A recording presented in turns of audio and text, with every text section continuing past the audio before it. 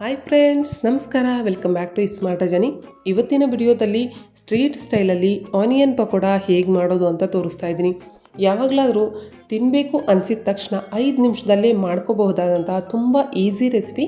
ಈ ಆನಿಯನ್ ಪಕೋಡನ ಮಾಡೋದಕ್ಕೆ 3 ದೊಡ್ಡ ಸೈಜ್ ಇರುವಂತಹ ಈರುಳ್ಳಿನ ಉದ್ದುದಕ್ಕೆ ಈ ರೀತಿ ಕಟ್ ಮಾಡಿ ತೊಗೊಂಡಿದ್ದೀನಿ. ಇದನ್ನು ಕೈಯಲ್ಲಿ ಚೆನ್ನಾಗಿ ಕ್ರಷ್ ಮಾಡಬೇಕು, ಒಂದು ಮಿಕ್ಸಿಂಗ್ ಬೌಲಲ್ಲಿ ಹಾಕಿ.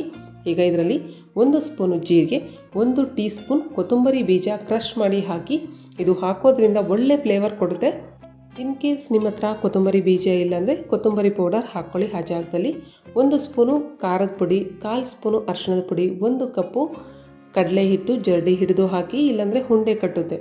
2 ಟೀ ಸ್ಪೂನಷ್ಟು ಅಕ್ಕಿ ಹಿಟ್ಟು ಕ್ರಿಸ್ಪಿನೆಸ್ಗಾಗಿ, ಹಾಗೆ ಸ್ವಲ್ಪ ಕೊತ್ತಂಬರಿ ಸೊಪ್ಪು, ರುಚಿಗೆ ತಕ್ಕಷ್ಟು ಉಪ್ಪು, 1/4 ಸ್ಪೂನಷ್ಟು ಬೇಕಿಂಗ್ ಸೋಡಾ ಮಾತ್ರ ಜಾಸ್ತಿ ಹಾಕಕ್ಕೆ ಹೋಗ್ಬೇಡಿ, ಇಲ್ಲಾಂದರೆ ಎಣ್ಣೆ ಜಾಸ್ತಿ ಕುಡಿಯುತ್ತೆ.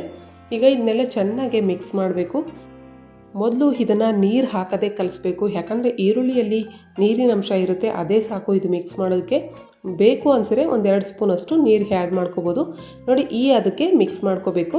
ಈಗ ಎಣ್ಣೆನೂ ಸಹ ಬಿಸಿಯಾಗಿದೆ.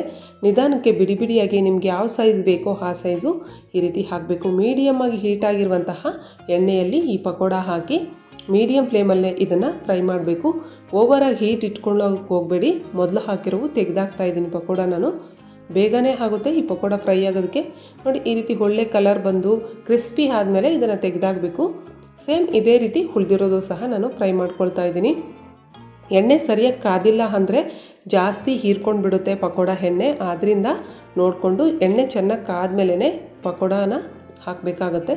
ಇದೇ ರೀತಿ ಎಲ್ಲ ಪಕೋಡನೂ ನಾನು ಮಾಡಿ ತೊಗೊಂಡಿದ್ದೀನಿ. ನೋಡಿ ಎಷ್ಟು ಚೆನ್ನಾಗಿದೆ ನೋಡಿ, ನೋಡೋದಕ್ಕೂ ಸಹ ಕಲರ್ಫುಲ್ಲಾಗೆ.